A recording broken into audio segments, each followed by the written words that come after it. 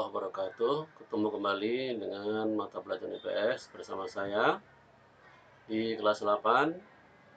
Kali ini materi yang kita bahas adalah mengenai kerjasama negara-negara ASEAN. Baiklah, kita langsung saja masuk kepada materi. Yang pertama, mengenai pengertian kerjasama secara umum. Kerjasama adalah sebuah usaha yang dilakukan oleh beberapa orang atau kelompok secara bersama-sama untuk mencapai suatu tujuan tertentu. Atau usaha bersama yang dilakukan oleh dua negara atau lebih untuk mencapai tujuan bersama-sama.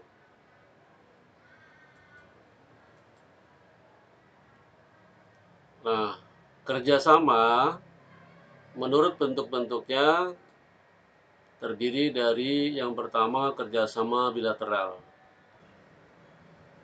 Kerjasama bilateral adalah kerjasama ekonomi antara dua negara.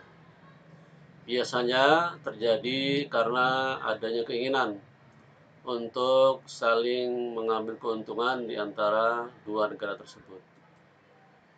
Misalnya, hubungan antara Indonesia dengan Arab Saudi dalam hal ziarah atau umroh atau ibadah haji. Begitu juga antara Malaysia dan Indonesia mengenai lapangan kerja, di mana banyak tenaga kerja Indonesia yang bekerja di Malaysia.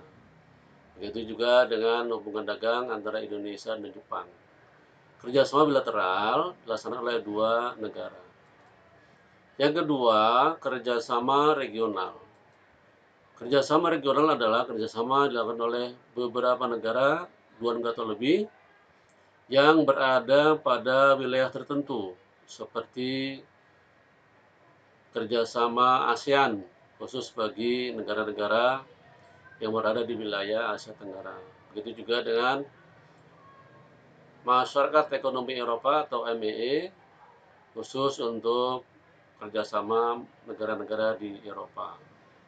Begitu juga dengan NAFTA, kerjasama negara-negara di Pasifik Utara. Yang ketiga, kerjasama multilateral. Kerjasama ini adalah dilakukan oleh dua negara atau lebih, baik dalam satu wilayah maupun lintas wilayah yang berbeda-beda. Nah, mengapa terjadi kerjasama? Ada faktor-faktor yang mendorong terjadinya kerjasama. Yang pertama, kesamaan dan perbedaan mengenai sumber daya alam. Di beberapa negara ASEAN atau di beberapa negara di luar ASEAN yang merupakan negara penghasil minyak terbentuk dalam kerjasama yang dinamakan OPEC atau Organisasi Negara-Negara Pengekspor Minyak. Contoh lain, Indonesia mengimpor beras dari Myanmar dan Thailand. Pada sisi lain, Indonesia juga mengekspor hasil pertanian ke Singapura. Yang kedua, faktor pendorong kerjasama adalah kesamaan dan perbedaan wilayah atau kondisi geografis. Biasanya negara-negara yang berada di satu wilayah bekerja sama untuk saling menjaga stabilitas dan keamanan wilayah masing-masing. Yang ketiga, kesamaan nasib dan sejarah. Di negara-negara Asia Tenggara, sebagian besar merupakan negara-negara yang pernah dijajah oleh bangsa asing, kecuali Thailand.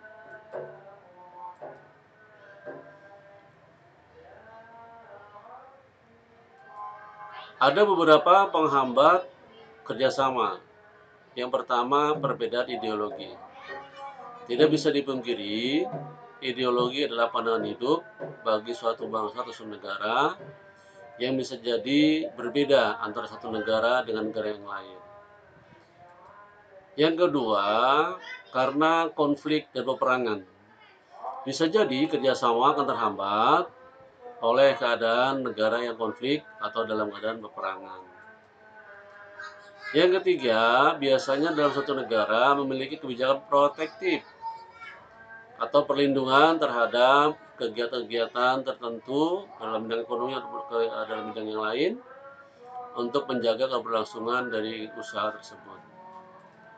Yang keempat, perbedaan kepentingan tiap-tiap negara. Masing-masing negara memiliki kepentingan masing-masing sesuai dengan kondisi negaranya masing-masing, dan ini bisa menjadi penghambat kerjasama.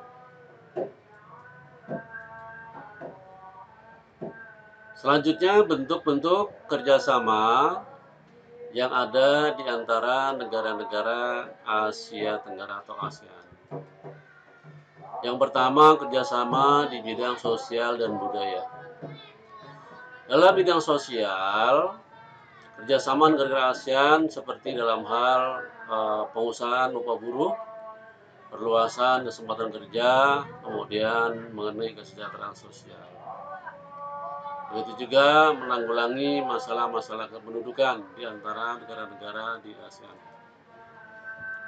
Dalam bidang kebudayaan dan penerangan, misalnya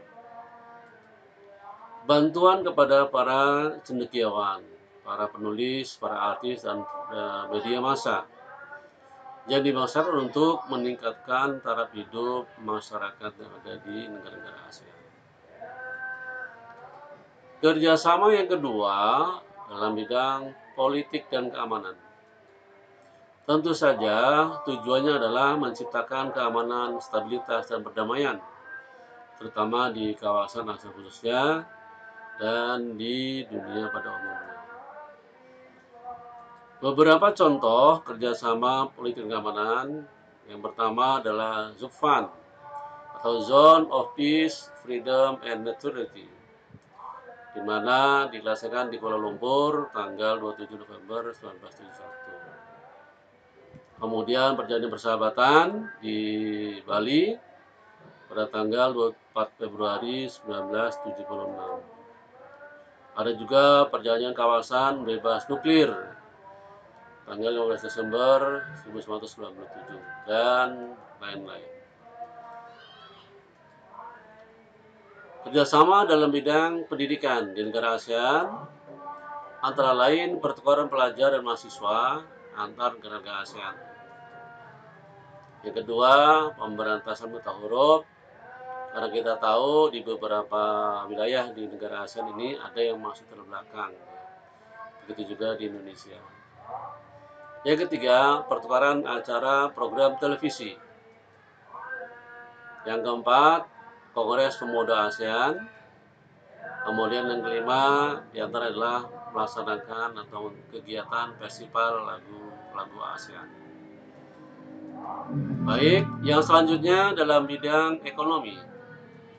Kerjasama di ASEAN dalam bidang ekonomi antara lain pembukaan pusat promosi ASEAN, kemudian penyediaan cadangan pangan.